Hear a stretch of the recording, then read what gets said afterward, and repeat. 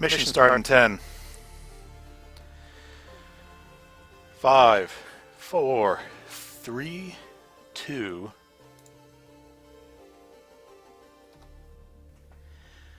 Welcome, everyone, to the incursion zone of the new robot overlords. I am, as always,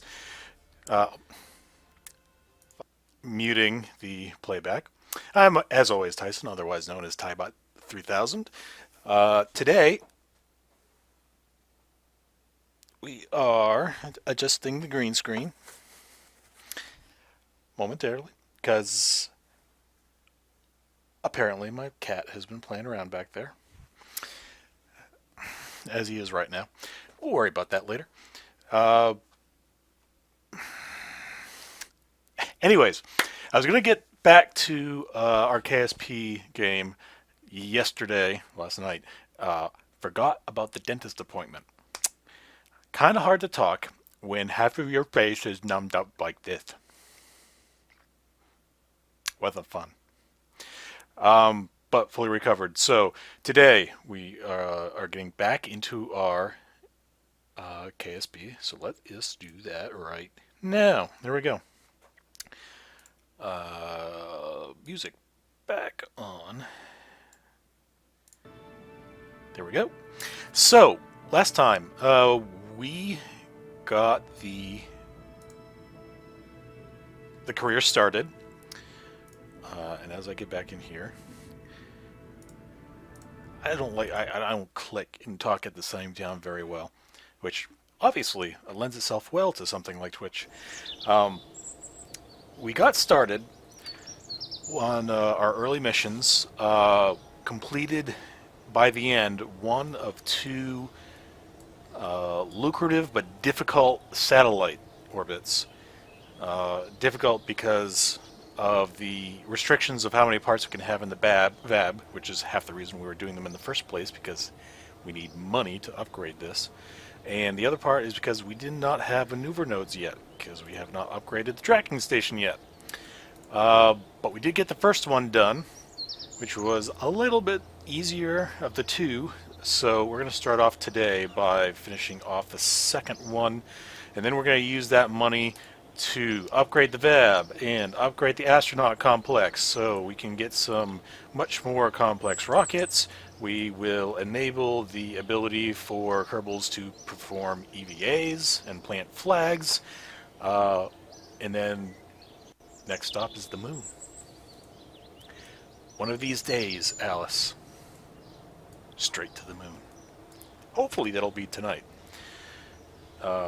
It's not going to be a monster-length stream, but we should get a good couple hours in.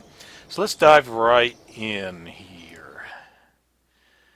Let's pull up the rocket that we used for the last mission, which was, I think these are identical. So we packed a science pack satellite into a elliptical orbit, mostly polar, which is great for satellites, and it is currently spinning above our heads right now, collecting tasty science and mapping out the planet below. We are going to set up its sister here, and it's going to do much the same thing. Technically, we don't need all the science on for this one because we already have one up there. But it's not all that expensive, and if you've ever seen the movie Contact, I remember next to nothing about that movie except for one quote, which was, "It's the American way. Why have one when you can have two for twice the price?" Except it's not going to be quite twice the price, because as we look at the specifics for this one, designated tundra orbit around Kerbin, deviation, apo inclination, blah blah blah blah blah. New unmanned probe that has power and antenna.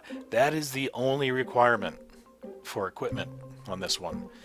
Last time we had to have both a goo canister and a Science Junior. For this one, we have no such requirements, and the goo canister is not going to do anything from a transmission. We've already collected ample science to make that not worth it. Take these off for a second. We also don't need the Science Junior for this one, so that one is going by. And because we don't have nearly as the weight, and because we wound up actually making our last orbit with plenty of Delta V to spare, we are going to junk that tank and bring in its little brother. And then we are going to put the solar panels back on. Try to get it out of the way from the instruments as much as possible. Shouldn't make a difference technically, because the science instruments don't interfere with sunlight in the game code. But I like it just for OCD. And I think that's the only changes we needed here. Hello, Thaxter! Welcome. Anything else? 28 parts. So we did save a couple of parts by taking off those pieces of science. So if we want to, we could add some stabilizers. It's not going to hurt anything, right? I don't think it will. Can't add them there actually, because these have 4x symmetry, and we only have 2 parts to play with right yet, because we have not yet upgraded the VAB. Well, that... You know what, we're just going to launch it as is, because I'm worried that those stabilizers are going to interfere with the rocket as it goes up. The only other thing from our last launch is that these things just barely scrape the paint. So we're going to put those as low as relative to the decouplers as possible, so hopefully it's going to push them out more than dip it in. And that should do it. So, first things first, again, no maneuver nose. That's going to make something like matching an exact orbit a little bit difficult. We're going to make this easier on ourselves by, first of all, wait for that to settle on the launch pad. We learned that the hard way the last time. We tried to put in, tried to activate warp while we're still on the pad, and it had not settled, so activating warp basically multiplied the physics for that exact moment by 1,000. And it blew itself to pieces just by sitting on the pad. That wasn't good. So we have this orbit. It is going counterclockwise in relation to this direction. Obviously clockwise, we turn it around. Again, we do not have maneuver nodes, and we don't have an endless supply of Delta V to just launch whenever we want.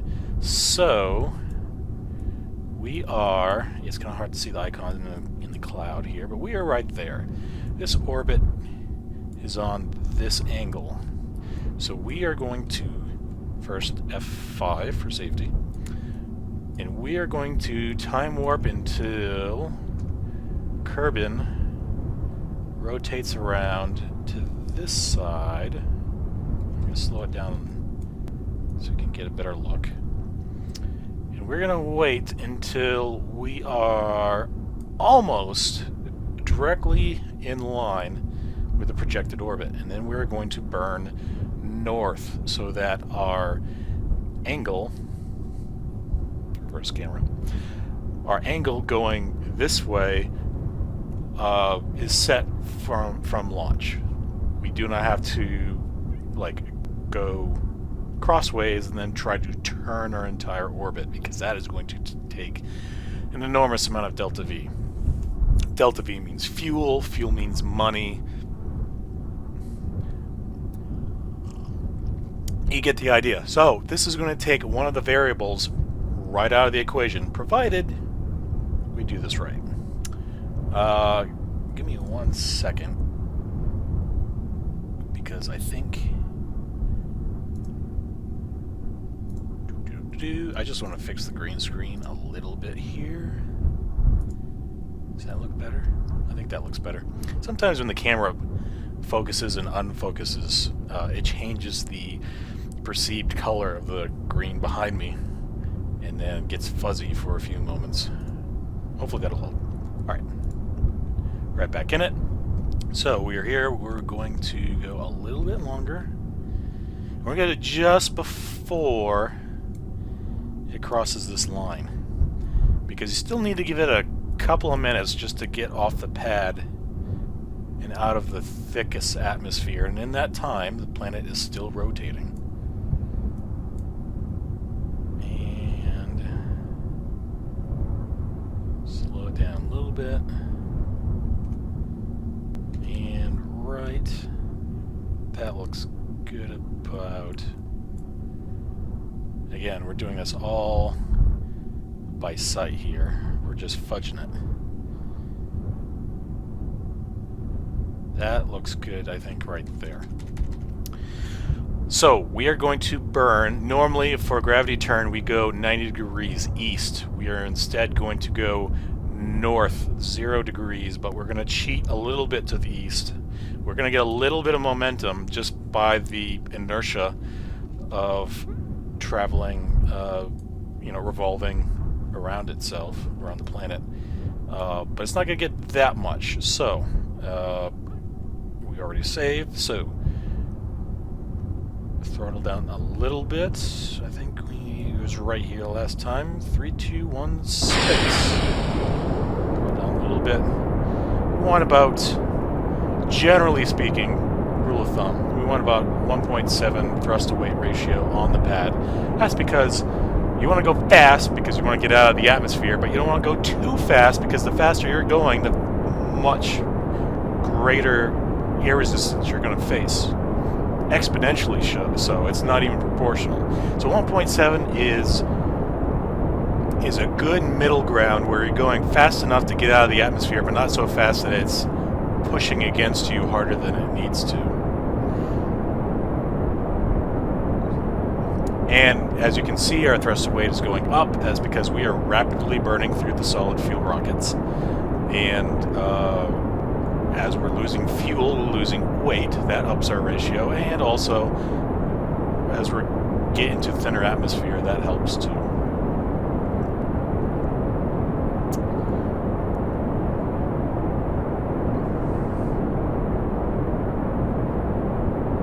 Normally, at about 10,000 feet, I'd start turning. I'll start cheating a little bit, but these rockets don't help much for turning, but we're about to lose those. And then maybe get into a little bit more aggressive turn than we would otherwise. Okay, throttle all the way up. We are going the wrong way. We want to go north.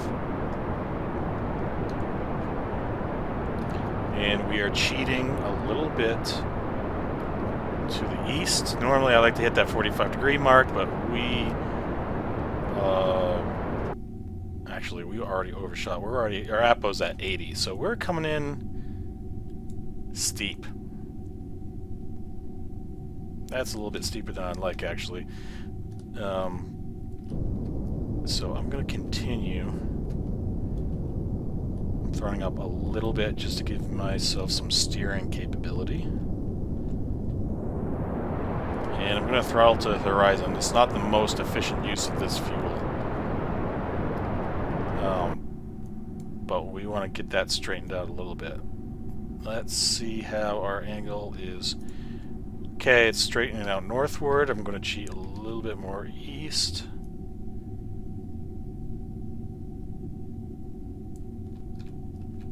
Throttle up a little bit more. Trying to make that sure that this dot is underneath, or right at the horizon line. Because I do not want to increase our APO too much. Our periapsis is at 73K, so we've already overshot that there. Just trying to stretch this out a little bit.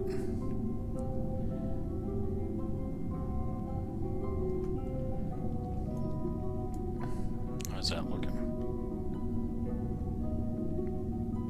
Pretty good. We could still go a little bit north. That little probe core is trying desperately to swing this thing around, but without the engines, it's going to be hard before we ditch that stage. Okay, I'm going to wait till we're a little bit closer to Apo. Pretty much all the way there now. So, throttle back up. And we're going to keep close eye on our angle. We're going to go a little bit north, try to get that in line with the yellow as much as possible. Go down a little bit just to make sure we're not increasing our APO more than we need to. Again, not the most efficient use of fuel, but oh, and there we go. APO of 124, periapsis 85. Not the greatest orbit, but we're not trying to get this perfectly circular orbit. This is just the first step to get into this highly elliptical orbit of a APO of over 5.5 million meters. So,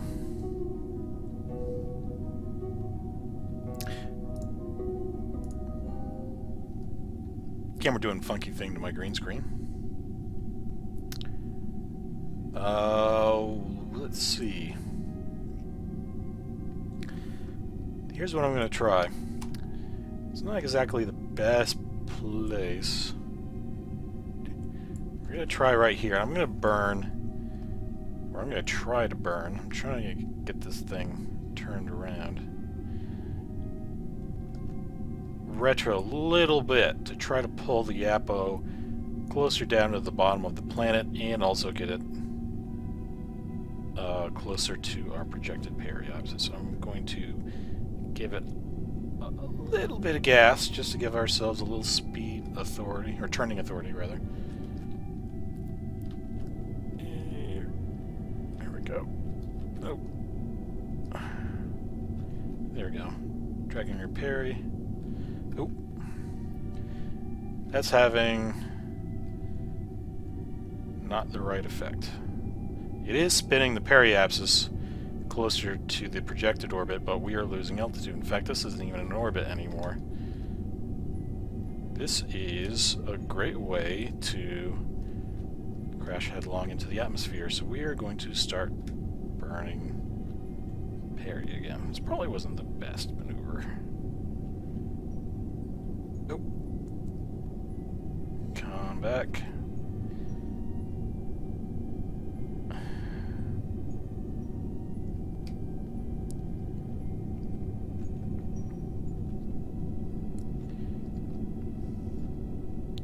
So we're just going to bump this back up to over 70.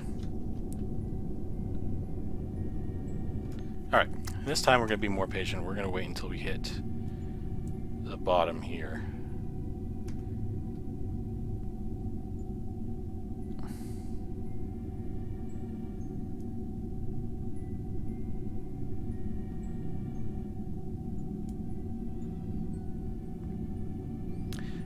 We don't want to wait until we're just on top of it, because we've got a long ways to burn. And the fuel in our current...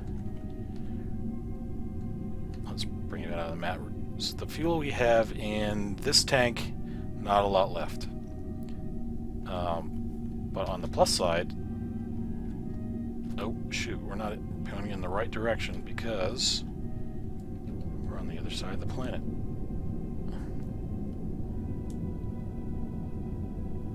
If you're pointing in the periapsis on one side of the planet, you're going to be pointing at the Apo at the other, and vice versa. So we're spending a little bit of delta V just trying to turn around the right position, and now full throttle.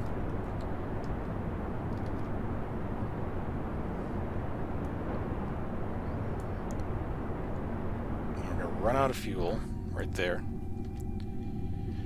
Going to eject that, and now it's going to be much easier to turn. Throttle back up. Oh, hold on. Got a stage. There we go. Whoa! And, jeez. Oh. Apparently without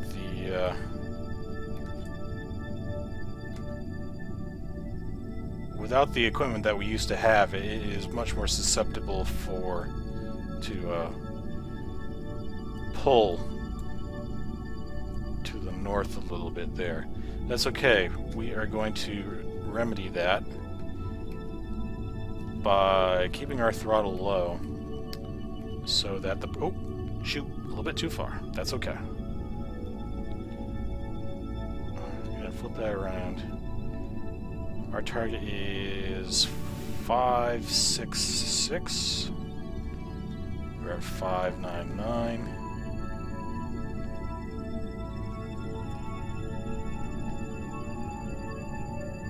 There we go, that's almost perfect. I like it. We are almost very close. Stage destroyed, those are our solid rockets. We expected those to be destroyed, and spent solid stages aren't worth much anyways. We don't have the parts for the chutes required anyways. So, we are going to go all the way up here. We're going to see if this is close enough just by adjusting our periapsis. Time to periapsis, 25 minutes, 20 minutes, 10 minutes. Right. So we want 73.5. We're at 86. Shouldn't take hardly any delta V to fix. First off, let's get this pointed prograde. Retro, rather. Because we want to slow it down ever so little bit. And we are going to get this down to 15 seconds or so. It's really just going to be like a puff of fuel here.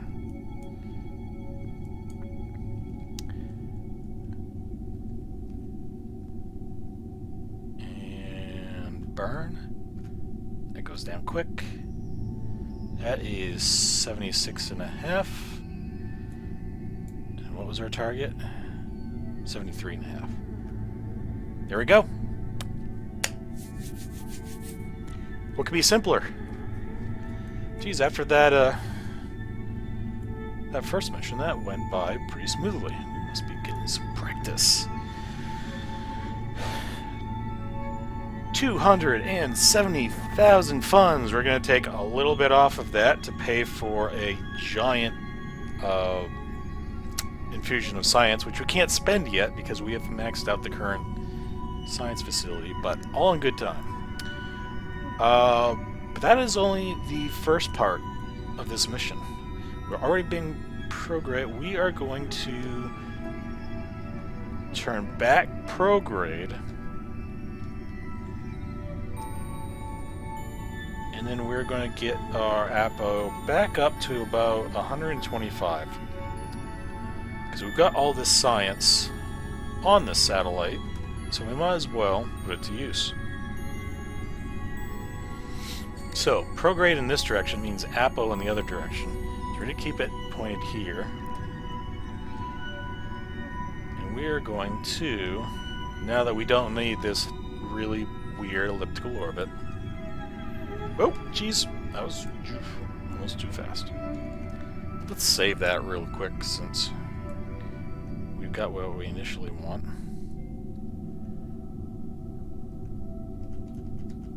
And you can see there was one problem here. I'm actually going to go back around again. Because if I circularized here, that puts this satellite and that satellite almost on the exact same path, which does not help us all that much. We want to cover as much unused ground as possible. So, actually, that's not going to make any difference whether or not we're here. So here's what we're going to do. We are going to tweak our orbit and angle it a little bit. That's going to be easiest.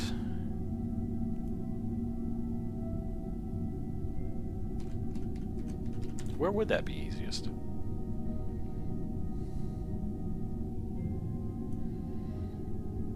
That'd be easiest here. Burning normal here.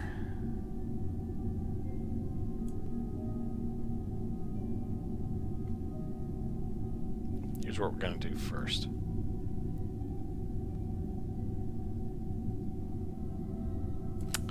We are going to get up to Apo.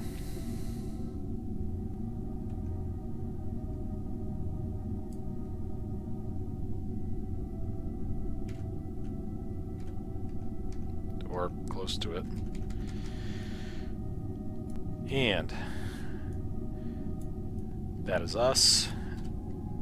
That is the planet. We are pointing prograde, so the orbit is coming from left to right.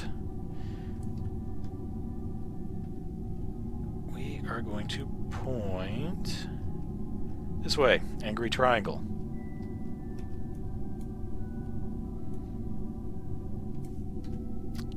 Right? No, we're not going to point this way. We're going to go happy triangle.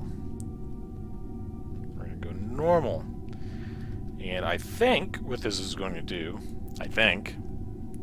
cross your fingers, that is going to knock our periapsis closer to the South Pole. So let's try that.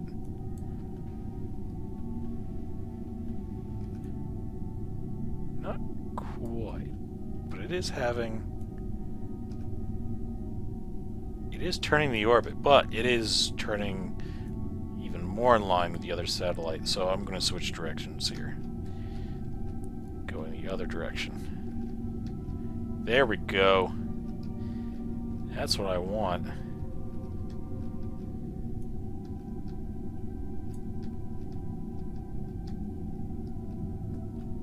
I like it. Okay, so that is at a different orbit. We could try to go like a complete 90 degrees, but that is kind of a waste. And I am tired of this camera giving me grief. Now, stay. Streaming, make sure that everything here is set up. Yep, okay. So, we've got this a little bit cross from our previous satellite. That maneuver bumped our periapsis out a bit. So, let us go. It's probably not bad, actually. But I don't want to quite that far. Let's get that down to 200.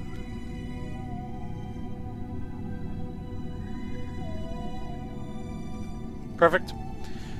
Come around again. To the bottom of the orbit.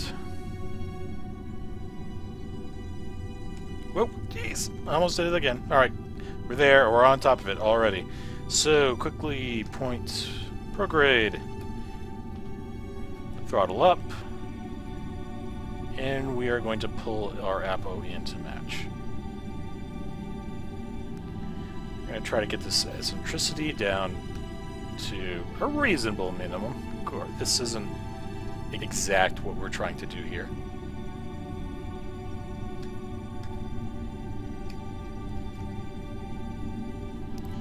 Give it a little bit more. Don't want to give it too much because it is an asymmetric design. And it wants to, if you look at the nav ball here, it wants to cheat to the left. So I am trying to nudge it. Oh, that was periapsis. See, now it's getting a little bit out of control. I'm going to throttle down a little bit. Our periapsis is falling. That's okay. That's because we overshot the periapsis a little bit. So we'll probably need to make one more adjustment, maybe two. We'll do two. Two more adjustments.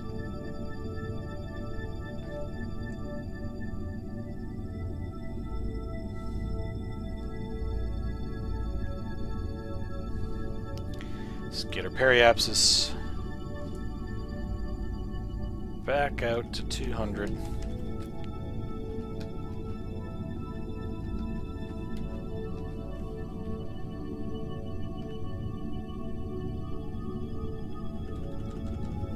Which is mostly an arbitrary number I made up, but it is one that is well within the operational range of our science instruments. And then we're going to come back around. We shouldn't have to point. Electric charge is good.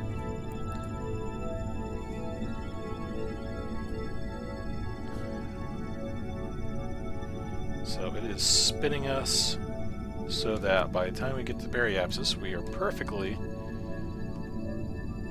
pointed retro. Isn't that great how that works? Alright, throttling up.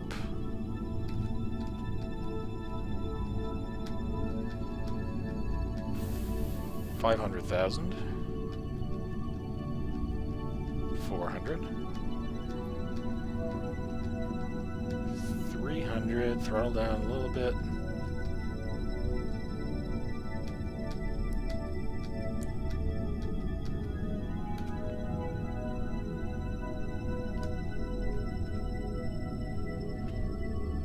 Good enough.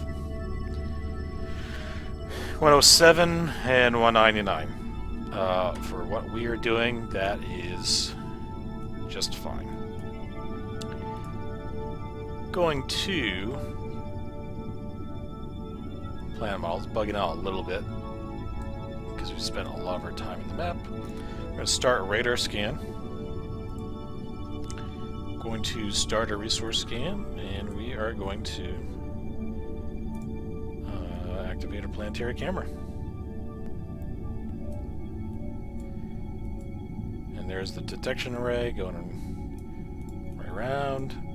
By sheer luck, we've got our rear solar panels pretty much pointing directly at the sun right now. That is good. So let's check the scan. We've also... Oh, wow!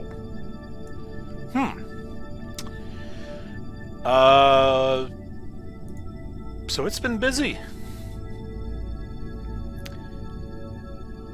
Maybe we didn't really need to have two up here. Oh, I mean, we didn't need to have two up here. This has got a little bit more of a polar orbit, so it's going to dip down to here a little bit better.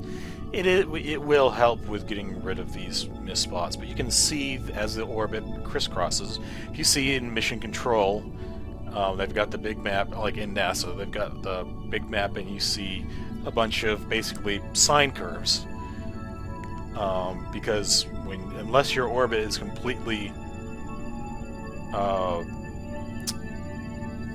around, like if it sticks to the equator, it's going to go up and down in relation to the planet, so you get these nice sine waves. And now you can kind of see how the sine waves intersect actually, satellite is parked in the same orbit it always is. Is the planet rotating underneath it. So now we've got these interference, and eventually it will come and cross over these parts too. And we got a second satellite to help out. So that should do it for these missions. Head back to the Space Center. And let's start spending some money.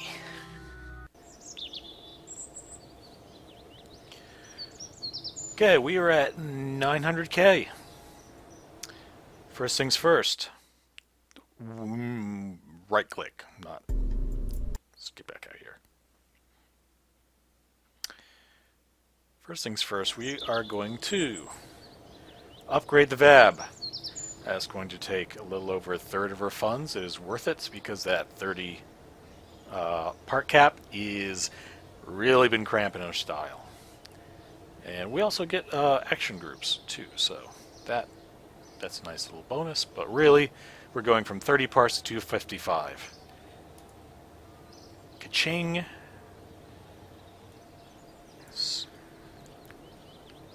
Looks very much like the old VAB, but we'll forgive it that. Actually, let's get the day, because I don't think we're going to do any night launches anyways. And I want to be able to see our shiny new buildings. There we go. Perfect. So, upgraded VAB. The next thing we're going to do is upgrade our astronaut complex. Only 105. Increases our active. We've only been using.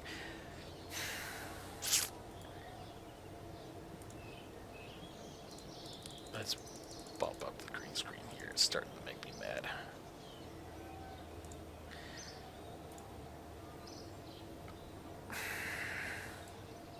See, it's mocking me now.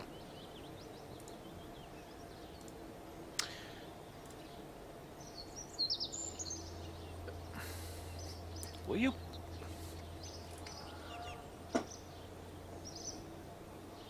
Stay.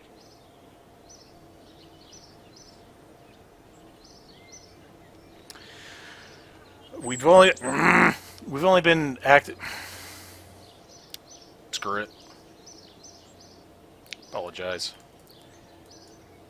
I probably don't even care that much, or shouldn't care that much about the green screen.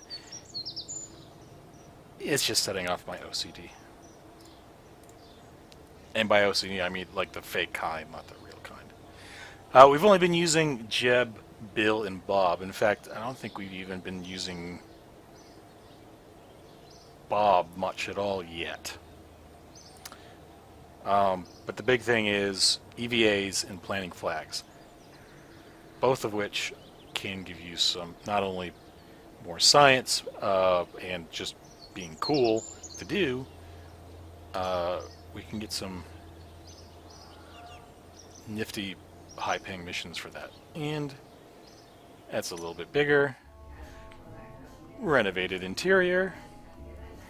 No longer looks like a college dorm. Now it looks more like a college suite. Maybe a frat house. The nicest looking frat house in existence. So, while I'm here, I'm going to grab a few more applicants because mobile colonization system, actually, it don't look, so, okay, scratch that. Mobile colonization system used to base effectiveness off of your stupidity, as in lower stupidity, more effective operations in space, better research, better power, blah blah blah. It no longer does that. It now does it off of experience levels, and I have not tested that. But let's grab a couple of these guys anyways, just to have them on the roster.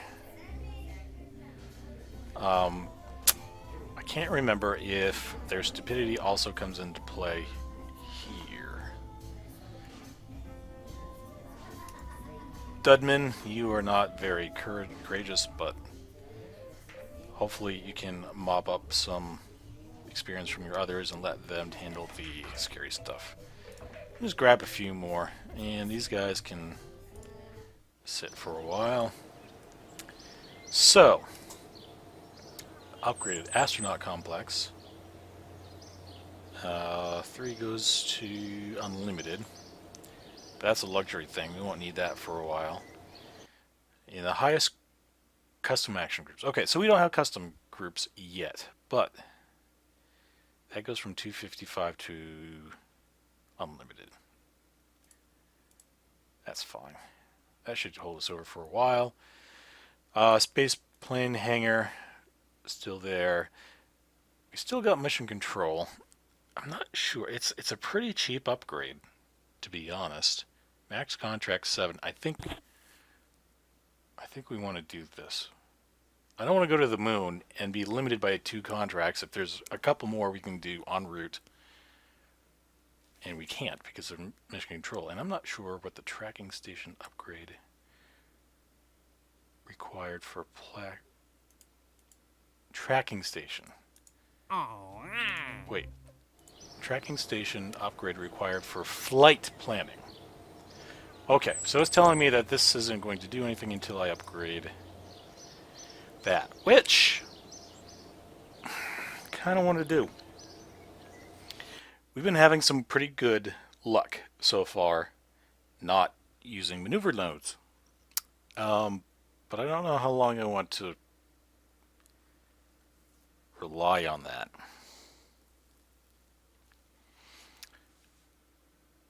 Patch conics. The other part is, the only thing that gives me pause is that we are stuck in our research right now. We can unlock all of these things if not for the fact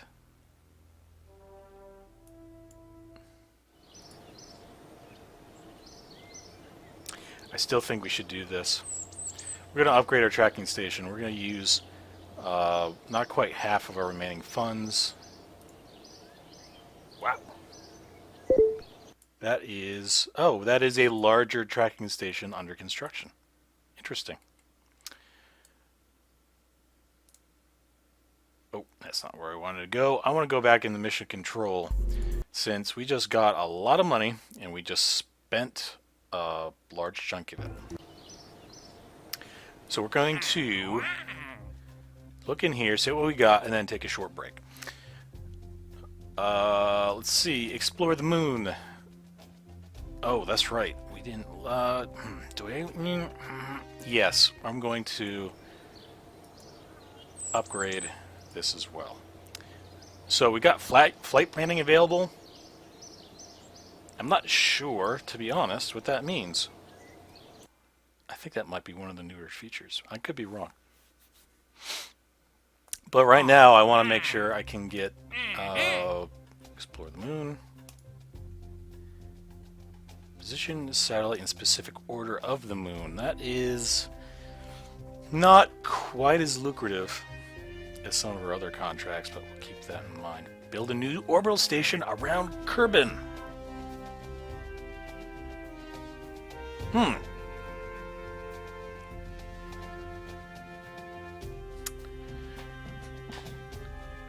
Perform visual surveys. That one's not bad for money.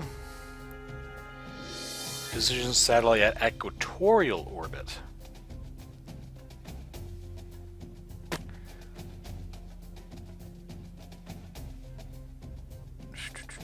Build a new science report. Surface outpost on the moon. Ooh. I want to take this, but are we ready for that yet? Rescue Sunful Carmen from... Oh, we should probably do that. We should totally do that. It's not quite as expensive, but with Patch Conics unlock, I think we should be able to do this quickly. Orbital station solar orbit. I don't want to do anything in this orbital. Anything significant in solar orbit, to be honest. So I'm going to decline that one. Shut up, Gene. Why don't you put a station in solar orbit? See, now he's got me flustered. Blah.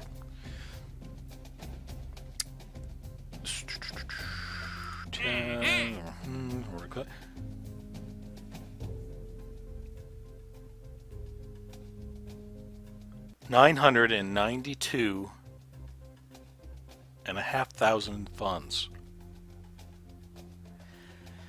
That by itself could pay for the science center and give it. Wow, that is a lot.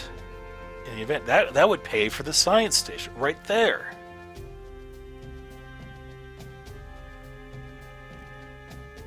Okay, so the good news is, this is we just need to get this in orbit, a low Kerbin orbit, pretty standard.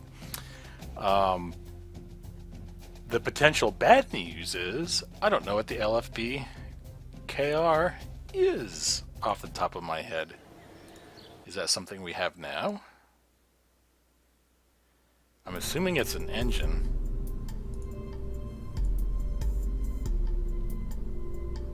LFB. All the purists that know everything by, yeah, see, it's not in here. All the purists that know everything by the model number are probably yelling at me right now. So it's something that we haven't, and we can't even look. So if we take this part, it'll become available to us because they'll, any part that you don't have for a test, they'll give you as soon as you accept the mission. The problem is we don't know what this part is. It's an engine. I'm pretty sure. Yeah. Fuel KR1 times 2. Activate the part. It's got to be an engine. So we don't know what this engine is off the top of my head. I mean, I could look it up, but just gonna do that. Let's go for it. Actually, let's. Yeah, we're gonna just go. What's the? Oof. Failure is minus 1,400,000 funds. So this might even be game over if we don't do it. If we don't complete it. But we do have a year to do it. We're going to do this. We're accepting it. We are going to take a chance. We did our comically large skipper engine off of a standard, was it 1.5 meter tank? And we pulled that off. Let's do it. So let's take a look at the part that we just agreed blindly to test. Yeah, that's what I kind of figured it was going to be. So, comparison. We are going to go test this rocket. That is almost as big. We're going to test this engine that's almost as big as this entire rocket. Do we even have the structural parts for adapters? I don't think we do. This could be fun. So, we're going to go on a quick break here. Let myself refuel, and when we come back, we are going to send this thing into space and get some monies. So, don't go away, we'll be right back.